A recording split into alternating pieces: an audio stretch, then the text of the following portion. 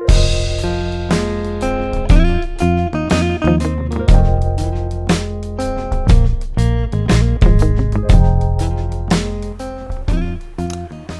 Everyone. तो आज का लेक्चर है वो हमारा है equation reducible to linear equation पे। ठीक है, तो होता क्या है इसमें कि आपको इक्वेशन इसमें नहीं होती, लीनियर इक्वेशन नहीं होती वो, है ना।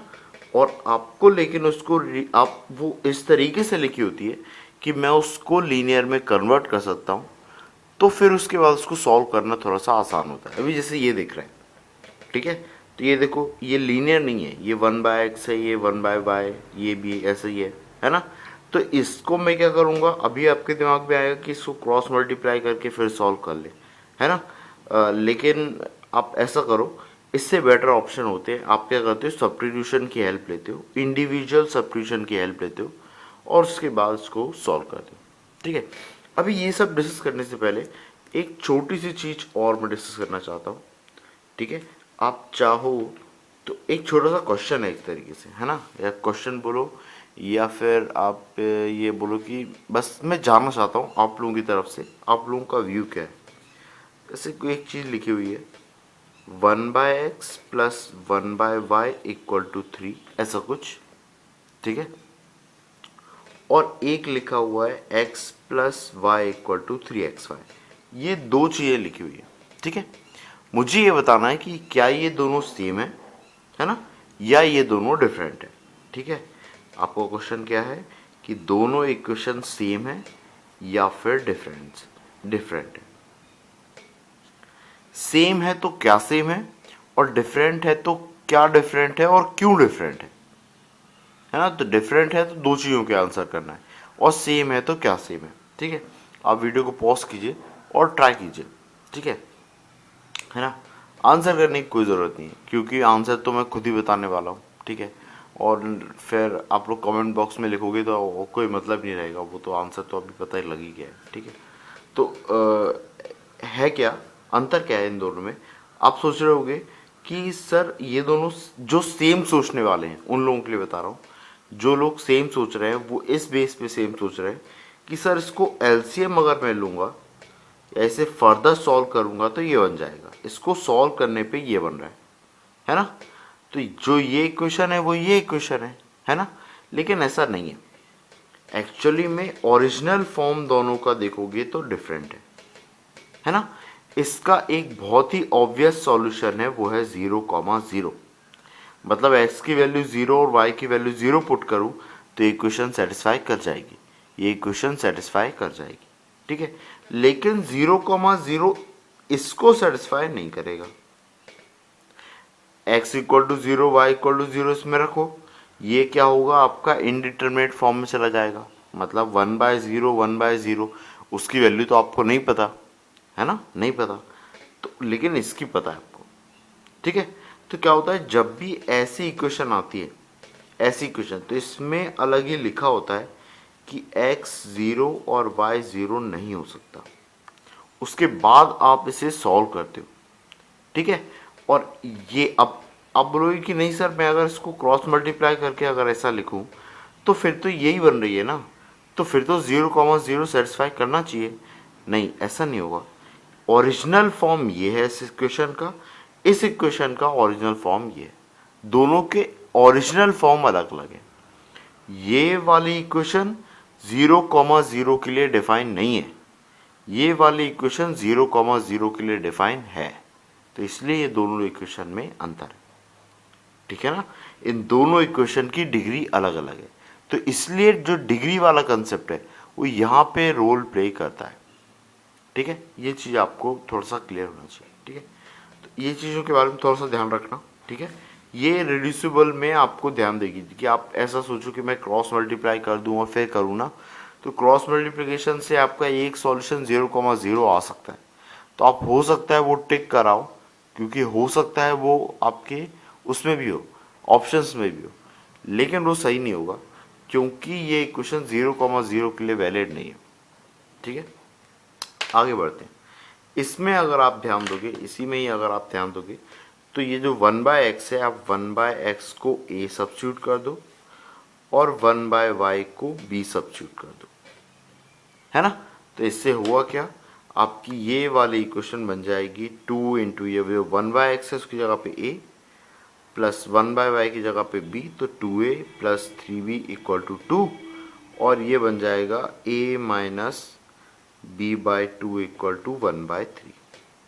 अब इसी को फर्दर सॉल्व करोगे तो ऊपर वाला तो वैसा का वैसा लिखा रहने दो, और नीचे वाले को आप लिख लो 2a minus b equal to 1/3, है ना।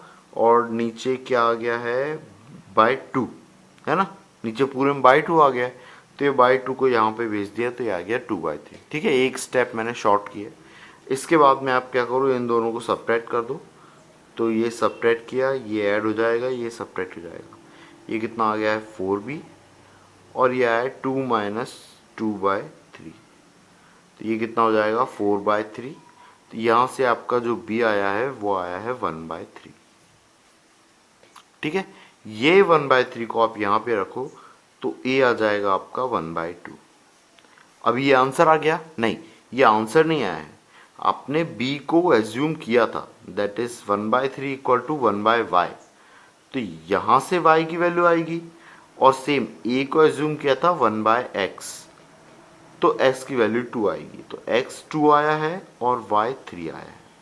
तो आप ध्यान रखना, कुछ चीज़ें जो आपको इस फॉर्म में रेड्यूसिबल टू लीनियर इक्वेशन में ध्यान रखना है वो ये हैं, ये दोनों चीज़ें डिफरेंट होती हैं, है ना, क्योंकि इसमें एक बहुत ही ऑब्वियस सॉल्यूशन आपको मिल रहा होगा पर इसमें नहीं मिलेगा, है ना। दूसरी चीज़, जब भी आप सॉल्व करते हो तो आपको a और b पे लाके नहीं छोड़ना है, आपको ये ध्यान रखना है कि मैंने इनको कुछ एज्यूम किया था। ये सिली मिस्टेक हो जाती है, इसी कारण कई बार आपके आंसर्स गलत हो जाते हैं। ठीक है, अभी देखो, इसी में आपका एक टाइप का क्वेश्चन क्या बन सकता है कि क्वेश्चन ऐसा आ जाए x plus y equal to 2xy, और एक इक्वेशन आ जाए x minus y equal to xy, है ना, ये ऐसा कुछ आ जाए। अब क्या करोगे, अब आप इसको, इसमें क्या है, एक सॉल्यूशन तो आपका कॉमन बिल्कुल आ रहा है 0,0, है ना, तो एक सॉल्यूशन तो आप क्या लिख सकते हो 0,0, है ना। अब एक और चीज़ सॉल्व करने के लिए, अगली चीज़ सॉल्व करने के लिए, या तो आप यहीं से एलिमिनेट करो, है ना, या फिर रेड्यूसिबल फॉर्म, रेड्यूसिबल जिसमें अपन सब्स्टिट्यूशन करते हैं वो वाला फॉर्म अपनाओ, और एक्स वाई को नीचे भेज दो, तो आ जाएगा x plus y by x y equal to 2, और यहाँ से x minus y divide by x y equal to 1, है ना। इसको सेपरेट करोगे, इस वाले को सेपरेट करना है, ठीक है ना, दो पार्ट में सेपरेट करते हैं ना अपन, तो वैसा सेपरेट करोगे तो ये बन जाएगा 1/x plus 1/y equal to 2, और ये वाला हो जाएगा 1 minus 1/x plus 1/y equal to 1। अब यहाँ पे आप सब्स्टिट्यूट कर दो, 1/x को आप a सब्स्टिट्यूट कर दो और 1/y को आप b सब्स्टिट्यूट कर दो, तो यहाँ से x और y की एक वैल्यू आएगी। आप सोचोगे अरे सर x और y की यहाँ से एक एक वैल्यू आ रही है और एक वैल्यू आप बोल रहे हो 0,0 आ रही है, तो ये दो वैल्यूज कैसे आ रहे, दो पेयर कैसे आ रहे हैं, है ना, इसके तो एक ही पेयर आना चाहिए भाई, हम लीनियर इक्वेशन सॉल्व कर रहे हैं। बेटा ये लीनियर नहीं है, लीनियर तो मैं इसे बना रहा हूँ ताकि मैं इसे सॉल्व कर पाऊँ। इसको ध्यान से देखो, ये वाली इक्वेशन की डिग्री 2 है, कितनी है, डिग्री 2, ये डिग्री 2, तो इसके मैक्सिमम कितने सॉल्यूशन पॉसिबल है, दो सॉल्यूशन पॉसिबल है, तो इसलिए इसके दो सॉल्यूशन आ रहे हैं, ठीक है ना, इस चीज़ का थोड़ा सा ध्यान रखना। ठीक है, ये कुछ चीज़ें हैं जो जनरली आपकी मिस हो जाती हैं। ठीक है, आपको लगता है कि ये चैप्टर बहुत ईजी है, चैप्टर तो ईजी है, पर किसी भी चैप्टर में कंसेप्ट पे अगर आप ड्रॉप करते जाओगे ना, बेसिक कंसेप्ट अगर आप अप्लाई नहीं करोगे तो डेफिनेटली आप इतना इम्प्रूव नहीं कर पाओगे चैप्टर में। ठीक है, तो बेसिक कंसेप्ट ही अप्लाई कर रहे हैं और चैप्टर की इन डेप्थ नॉलेज अपन समझ रहे हैं। ठीक है ना, क्या क्या पॉसिबिलिटी हो सकती हैं और उन पॉसिबिलिटी को डिस्कस कर रहे हैं। ठीक है, और मैं आप लोगों से भी ऐसी उम्मीद करता हूँ कि आप भी चैप्टर को इस तरीके से देखो, आप किसी चैप्टर को इजी और डिफिकल्ट मत देखो, चैप्टर को इस तरीके से देखो कि वो बेसिक अंडरस्टैंडिंग, फिर उसके कंसेप्ट्स, फिर उसमें क्या क्या एनालिटिकल प्रोसेस आप अप्लाई कर सकते हो, क्या क्या एनालिसिस कर सकते हो, और फिर क्या क्या डिफ़िकल्ट चीज़ें आप बना सकते हो, आप क्रिएट कर सकते हो। ठीक है, तो हम कुछ लेक्चर ऐसे भी बनाएंगे, ऐसे लेक्चर भी डिस्कस करेंगे जिसमें हम प्रॉब्लम्स को डिफ़िकल्ट बनाएंगे, मतलब हम खुद बनाएंगे और फिर हम खुद सॉल्व करेंगे। ठीक है ना, तो देखेंगे। ऐसा भी मैंने एक बार किया हुआ है अपने स्टूडेंट्स के साथ में, काफ़ी मज़ेदार था वो लेक्चर। ठीक है, चलिए अब देखो एक और मैं आपको टाइप का क्वेश्चन बताना चाहता हूँ इसी में ही, है ना, कि आपका क्वेश्चन अगर थोड़ा सा ऐसा आ जाए कि लिखा हुआ है 16/x+3 और यहाँ पे लिखा है 3/y-2 = 5, और एक और इक्वेशन लिखी है दैट इज 8/x+3। ये मार्कर थोड़ा सा ढीला हो गया, एक सेकेंड, अच्छा वाला मार्कर लेते हैं, ये 8, हाँ अब सही दिख रहा है ना, माइनस अगला क्या है 1/y-2, ये है 0। अभी ऐसा दिख रहा है, तो अभी इसमें क्या सब्स्टिट्यूशन करना है, इसमें जो दिक्कत देने वाला पार्ट है वो है 1/x+3, तो आप इसको सब्स्टिट्यूट करोगे, और यहाँ पे एक और चीज़ वो क्या है 1/y-2, तो यहाँ पे इसको भी सब्स्टिट्यूट करोगे, तो ये दो सब्स्टिट्यूशन के बाद में आपकी ये दोनों इक्वेशन क्या बन रही है, 16a + 3b = 5, और ये वाली कितनी बन रही है 8a - b = 0। अब इसे आप सॉल्व कर लो। सब्स्टिट्यूशन करते टाइम पे ये ज़रूर ध्यान रखना कि जो आप पहले इक्वेशन में सब्स्टिट्यूट कर रहे हो उस सेकंड में भी अवेलेबल है या नहीं है। अगर नहीं है तो आपको ज़्यादा सॉल्व करना पड़ सकता है। ठीक है, इस चीज़ का थोड़ा सा ध्यान रखना। ठीक है, अभी इसके बाद मैं आप पे छोड़ रहा हूँ, इसको आप सॉल्व कर लो। देखो कुछ नहीं करना है, इसमें 3 का मल्टीप्लाई करो या फिर यहीं से सीधा b की वैल्यू निकालो, दैट इज 8a। ठीक है, 8a को आप यहाँ पे सब्स्टिट्यूट करोगे तो ये कितना आ जाएगा 16a + 3 × 8 कितना 24a = 5, इसको ऐड करो, ये आया 40a = 5, और a आया आपका 1/8, a 1/8 आया है ना, a की वैल्यू 1/8, 8 यहाँ पे रखोगे तो b आ जाएगा आपका 1। अभी ये वैल्यूज निकालिए, ये आपका आंसर नहीं है, आप इनको यहाँ पे सब्स्टिट्यूट करो तो आपका x और y आएगा, x और y आपके सॉल्यूशन में। ठीक है, तो ये कुछ ध्यान रखना है, कुछ ध्यान रखने वाली चीज़ें। ठीक है, अभी और देखते हैं, इसके आगे भी देखते हैं, एक दो केसेस और देखते हैं। हाँ, तो अब ये है अगला केस। ठीक है, अब ये अच्छा है, ये वाला आप चाहो तो वीडियो पॉज करके ये क्वेश्चन आप ट्राई कर सकते हो, इसको कैसे करेंगे। ठीक है, अब इसमें क्या है, देखो सबसे जो पहला थॉट आ सकता है दिमाग में वो क्या आ सकता है, क्रॉस मल्टीप्लाई कर दो। ठीक है, तो क्रॉस मल्टीप्लाई करोगे ना तो 2 डिग्री में चला जाएगा।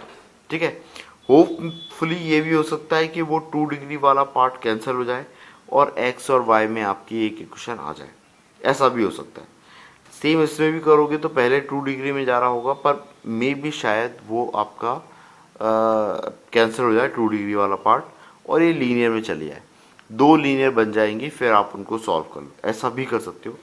इसका एक और तरीका है, आप क्या करो, जो ऊपर वाला पार्ट है ना उसे डिनोमिनेटर वाले पार्ट की टर्म में लाने की कोशिश करो।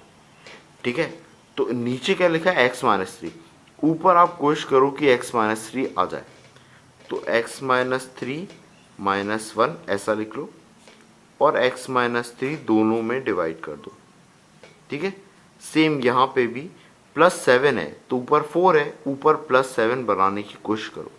जब आप ऊपर +7 बनाने की कोशिश करोगे तो आपको क्या करना होगा, यहाँ पे +3 - 3, आपको क्या करना होगा +3 - 3, तो +3 के साथ में ये 7 बन जाएगा और -3 आप अलग से लिख देना, तो ये कितना हो जाएगा y+7 और -3।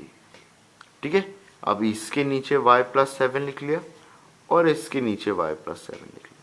ठीक है, अभी देखो ये कैंसिल हो गया तो ये कितना है 1 - 1/x-3, और ये पार्ट कैंसिल हो गया तो ये आया -3/y+7, और ये +1 ये वाला, ये 1 और 1 कैंसिल हो गया, ये माइनस माइनस कैंसिल हो गया, तो यही आपकी बन गई 1/x-3 = 3/y+7, और इसी को आप जब लिखोगे सिस्टमेटिकली ये लीनियर बन जाएगी। फिलहाल इसमें कोई सब्स्टिट्यूशन नहीं किया मैंने, और विदाउट सब्स्टिट्यूशन ये लीनियर बन गई या इसे बना लिया गया। ठीक है, सेम तरीका आप यहाँ पे करोगे। ये यहाँ पे भी आप ऊपर इसको x+2 बनाने की कोशिश करो और यहाँ पे ऊपर -2 y-2 बनाने की कोशिश करो। आपको इस तरीके से नंबर प्लस माइनस करना है ताकि ऊपर क्या बन जाए y-2। इसमें थोड़ा सा आपको सोचना पड़ेगा, इस टाइप के क्वेश्चन आते हैं। ठीक है, तो यहाँ से बन रही लीनियर, यहाँ से भी ऐसी बनेगी लीनियर और उन दोनों को सॉल्व करना है। ठीक है, तो इस तरीके से भी आप कर सकते हो। अभी ये अप्रोच इसलिए बता रहा हूँ, ये अप्रोच आगे काफ़ी काम में आती है जब आप कैलकुलस में करते हो सॉल्व, है ना, डिफरेंशिएशन इंटीग्रेशन की मेथड्स होती हैं, वहाँ पे जब आप सॉल्व करते हो तो उस टाइम पे बहुत काम में आती है ना, कि आप क्या करते हो, एटलीस्ट आप एक पार्ट रिड्यूस करने की कोशिश कर रहे होते हो, है ना, और फिर एक पार्ट भले ही आप चाहो तो मतलब उसको ऐसा कैसा रहने दे सकते हो, ऐसा कैसा। ठीक है, तो इसमें काफ़ी हेल्प, मतलब आपको हेल्प मिलती है, आपका जो पूरा पार्ट है ओवरऑल वो आपका रिड्यूस हो जाता है। ठीक है ना, ये उसका बेनिफिट होता है। ठीक है, अभी इसके बाद में और देखते हैं। हाँ, तो ये है हमारा अगला प्रॉब्लम। अभी ये काफ़ी ट्विस्टेड है। 3x - 2y 3y + 7 और 5x - 1 डिवाइड बाई 5y + 16। अब इसमें अभी तक के हमारे सारे अस्त्र शस्त्र सब व्यर्थ हैं, है ना, तो कुछ नया अपनाना पड़ेगा। ठीक है, तो क्योंकि अभी देखो ये नीचे y आ गया, नीचे ऊपर x आ गया। अभी आप सोचोगे कि सर मैं 5x - 1 नीचे ले आऊँ तो उससे क्या काम बनेगा।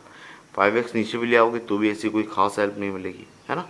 तो लेकिन अब इस टाइप के क्वेश्चन में हम क्या चेक करते हैं, हम चेक करते हैं coefficient of x y, coefficient of x into Y.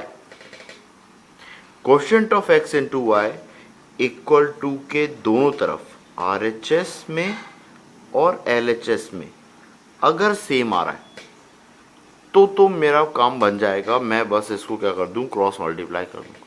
क्या कर दूंगा, क्रॉस मल्टीप्लाई। ये ऐसा साइन बना देता हूँ, ठीक है, फालतू में लिखते विखते नहीं है ना, ऐसा कर देंगे पर। ठीक है, अभी देखो कैसे, ये कैसे पता किया मैंने, x इंटू वाई, इसका तो इसका और इसका देखा तो ये कितना आ रहा है, ये है 3, ये है मेरा 5, तो कितना आ रहा है 15 आ रहा है एक तरफ पे, है ना। और इस तरफ देखो ये 3 ये 5, ये कितना आ रहा है 15 आ रहा है ना। देखो ये x इंटू वाई का क्वेश्चन चेक कर रहा हूँ, x इंटू वाई का 3 इंटू 5 15, 3 इंटू 5 15, ये सेम आ रहा है। इसका मतलब जो डिग्री 2 वाला टर्म है वो कैंसिल हो जाएगा। ऐसे ही ऊपर भी हो रहा था, है ना, तो ऊपर वाले को भी उस मेथड से कर सकते थे, लेकिन नीचे वाला तो प्रॉपर अभी फिलहाल इसी मेथड से ही होगा। तो आपके कोएफिशिएंट ऑफ एक्स वाई अगर इक्वल आ रहे हैं तो आप बस क्रॉस मल्टीप्लाई कर दो, है ना, ऐसा ऐसा करके, तो आपका काम बच जाएगा। आपकी इक्वेशन किस में कन्वर्ट हो जाएगी, reducible to linear equation. Same यहाँ पे भी देखो 3 इंटू 2 6 और 6 इंटू 1 कितना 6। वापस एक्स वाई वाले कोएफिशिएंट कैंसिल हो जाएंगे और आपकी इक्वेशन कैसी बन जाएगी, लीनियर या डिग्री 1। ठीक है ना, तो इसके बाद आप सॉल्व कर सकते हो इजीली, है ना, फिर आपको इतनी दिक्कत नहीं आएगी। ये एक मेथड था इसका। ठीक है, तो अपन कर क्या रहे हैं, इस पूरी मेथड में अपन ये कर रहे हैं कि जो भी मेरी इक्वेशन लीनियर के फॉर्म में नहीं है, मैं उसमें कुछ ऑपरेशन अप्लाई कर रहा हूँ और कोशिश कर रहा हूँ कि वो लीनियर में कन्वर्ट हो जाए। सबसे पहला मैंने देखा था सब्स्टिट्यूशन। सबसे पहले क्या देखा था, जहाँ भी मुझे दिख रहा है सब्स्टिट्यूशन हो रहा है तो 1/x को या 1/x+2 या जो भी आ रहा है उसको मैं a सब्स्टिट्यूट कर रहा था, b सब्स्टिट्यूट कर रहा था, और ताकि पूरी इक्वेशन को किस में कन्वर्ट कर सकूँ, लीनियर में। एक और मैंने तरीका क्या देखा, सेपरेशन। ये ऐसे करके सेपरेट किया और मेरा एक पार्ट हटा दिया जिससे पार्ट मेरे सिंपल हो गए, और सिंपल पार्ट को फिर कंपेयर किया तो वो लीनियर बन गया। अगला मैंने क्या देखा, कोएफिशिएंट ऑफ एक्स वाई। अगर coefficient of x y same हो रहा है इसका मतलब ये लीनियर में कन्वर्ट हो सकती है। जो 2 डिग्री वाला कंपोनेंट है वो क्या हो जाएगा, कैंसिल।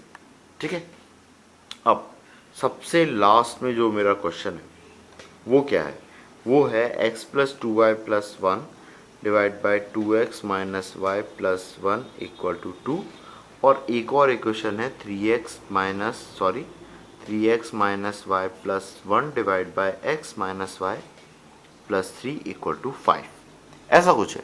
ठीक है, अब इसको सॉल्व करना है। अब ये लास्ट क्वेश्चन है, लास्ट क्वेश्चन तो बहुत डिफिकल्ट होता है ना। ऐसा कुछ नहीं है, ये चीज़ें फालतू हैं।